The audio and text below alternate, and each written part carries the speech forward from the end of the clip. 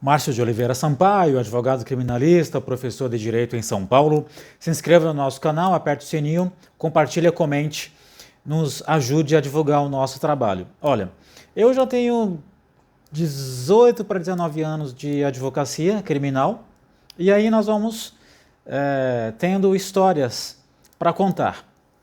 E hoje é uma homenagem a um desembargador que faleceu recentemente e que eu tive a honra de conhecê-lo. E tive uma experiência muito agradável com ele e espero que a sua alma esteja descansando em paz. Olha, o desembargador Osni Pereira faleceu recentemente e um pouco antes da pandemia eu tive uma experiência muito positiva com ele no seguinte sentido.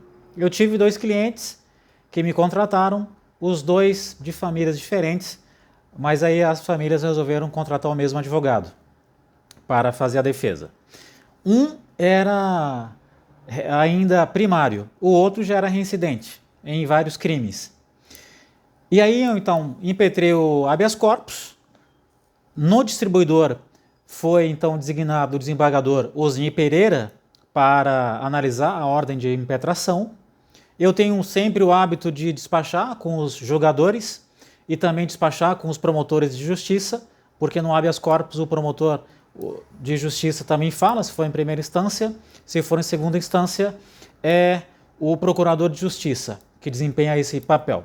Então eu costumo despachar com os 2 profissionais. E aí então fui até o gabinete do desembargador, ele me recebeu gentilmente, ouviu os meus argumentos, as minhas alegações, fez apontamentos, e aí para mostrar para o advogado que ele está prestando atenção, isso é muito bom, porque você sai do gabinete confiante. Nem sempre isso é verdade, mas serve para animar o psicológico do advogado, né? O advogado entende que o julgador está prestando atenção. E às vezes está mesmo, só que ele forma a convicção em um sentido ou em outro. Muito bem. Aí saiu a liminar. Depois de um tempo, o desembargador então resolveu soltar um dos clientes e manteve a prisão do outro, dizendo que o outro não tinha a possibilidade de soltar porque era perigoso, etc. e tal. Então manteve a prisão. Aí eu recorri dessa decisão liminar. O desembargador manteve a prisão. Aí eu recorri de novo com o que a gente chama de embargos de declaração. E depois recorri com embargos infringentes. Aí o desembargador ele fez uma ponderação, dizendo que havia ali um excesso de trabalho e que, na verdade, não era caso de insistência da defesa em pleitear ou continuar pleiteando a revogação da prisão desse outro preso, desse outro cliente, e que eu deveria, então, parar de ficar recorrendo. Se eu quisesse recorrer, que eu deveria ir para as instâncias superiores, Brasília. Aí eu recorri de novo.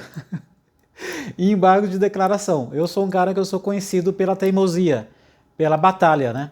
Pela briga pelos direitos dos clientes. É o que alguns chamam de advogado combativo. Eu não desisto nunca, não esmoreço nunca. Mesmo que eu vejo que realmente é um caso muito difícil, eu continuo batalhando, tentando, em benefício do cliente. Afinal, o cliente confiou na gente, nós temos que então que trabalhar, né? É o mínimo que se espera. E aí, para minha surpresa, eu falei assim, olha, acho que esse desembargador aí vai continuar me criticando e ferozmente. Ele não falou nada, recebeu o recurso, não processou o recurso, não mandou o promotor, né, o procurador de justiça se manifestar, esperou.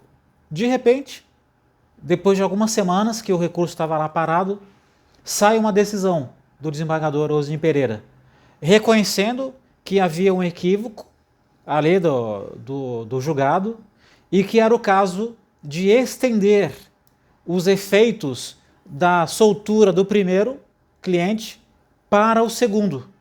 E aí ele consignou no despacho, no acórdão. Não é o caso de manter a prisão do cliente, do advogado, apenas porque ele tem reincidências. Ele é reincidente específico. Porque ainda ele será julgado em primeira instância e ele poderá ser absolvido.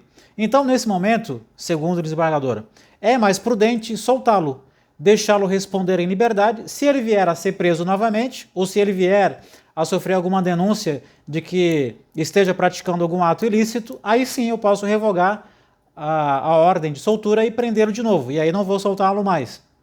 Mas por enquanto, o advogado tem razão, é o caso de soltá-lo.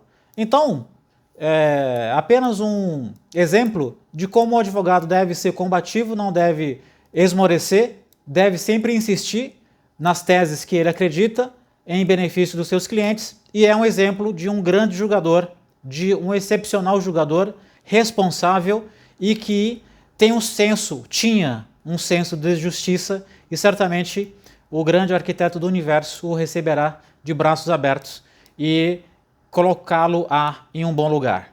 Um forte abraço, nos veremos no próximo vídeo e até lá!